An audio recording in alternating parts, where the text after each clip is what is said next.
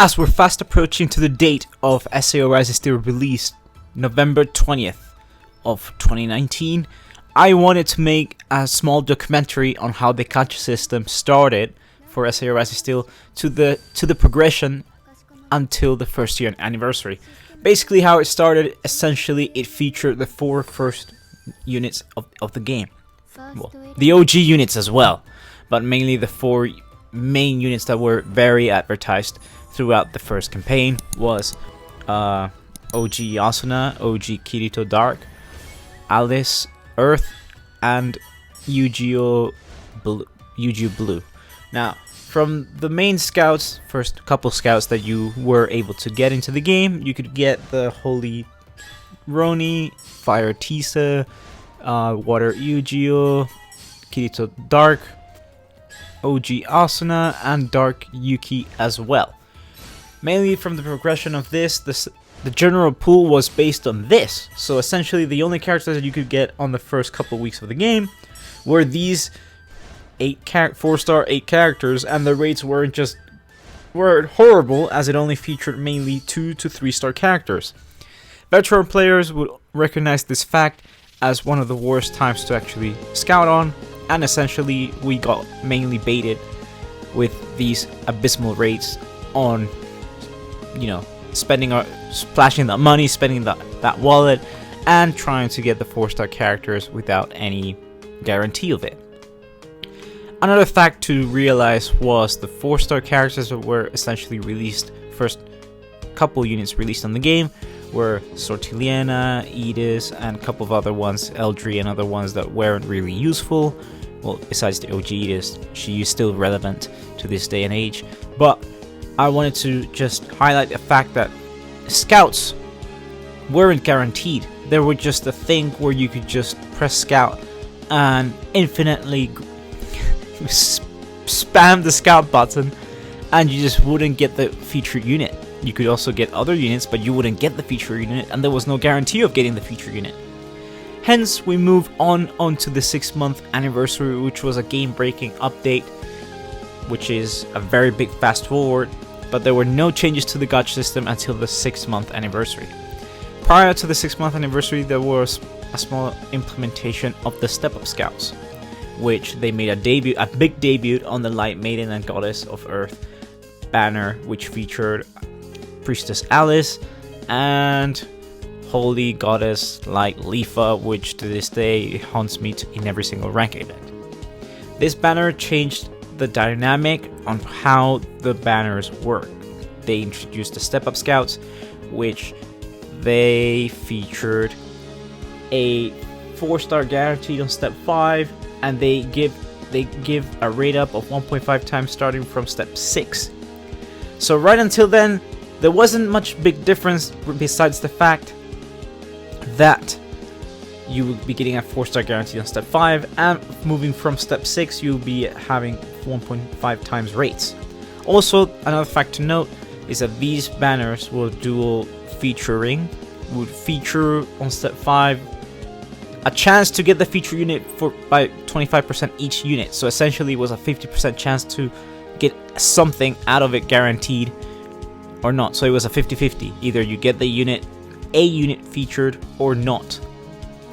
Moving on to the latest couple scouts, and also the overhaul of the whole gacha system in general, were the releases of the enhanced mode units, were the releases of anime broadcast banners, and were the releases of now tickets as well as weapons guaranteed banners, which were amazing.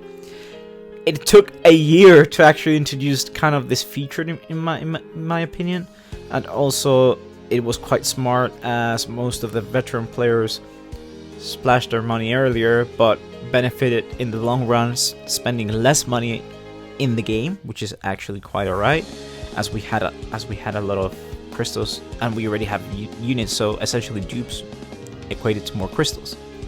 This system really benefited us, as most of the scouts nowadays have many good things. So essentially step 1 and step 3 are 50% off, meaning that step 1 and step 3, instead of being 250, are now 125, which is actually quite nice. 4-star guaranteed on step 5 and step 7, which is a major boost to someone back in the day going no-brainer steps 20 onwards, not getting anything. Rate up for 4-star will always be 1.5 times, so from the 6 months to now, we got that rate up established from step 1 to step whatever onwards.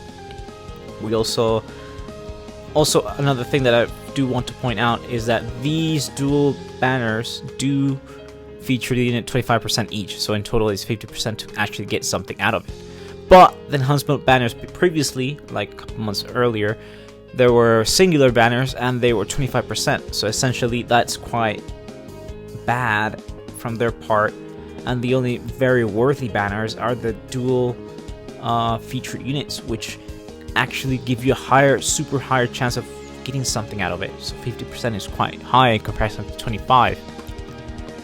Also, they were smart, Bandai, doing this, releasing special packs which feature a 4-star guaranteed ticket of your choice and a 4-star guaranteed weapon of your choice, which is amazing in my opinion, and something that on the older days we would have splashed our money regardless, and if it was, you know, choosable and we would be incentivized to buy more and were available more, we would have bought it for sure. We wouldn't have relentlessly spend our cubes back in the days.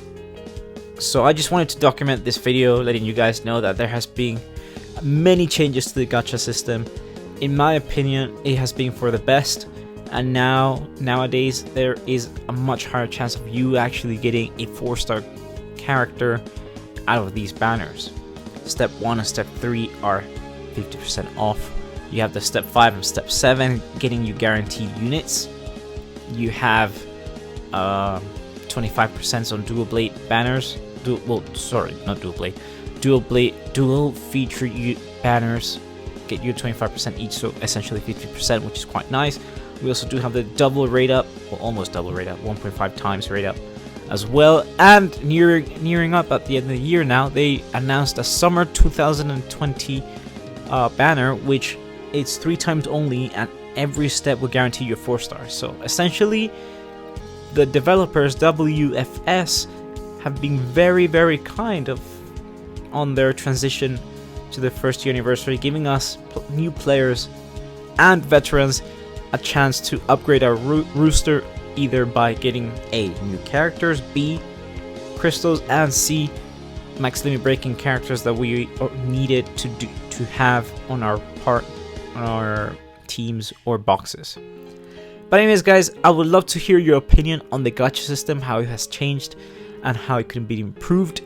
In my opinion, the only big improvement that they should actually make is reduce the pity system. Pity system nowadays is 300 points, which in my opinion is an atrocious number to actually fathom with.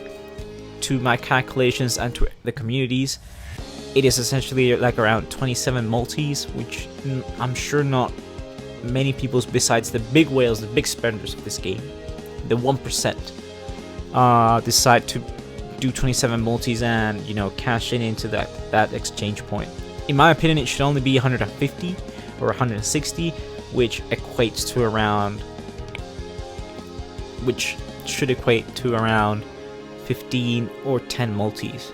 Maximum should be 15, but not over that, because that's more of a reasonable number rather than 27.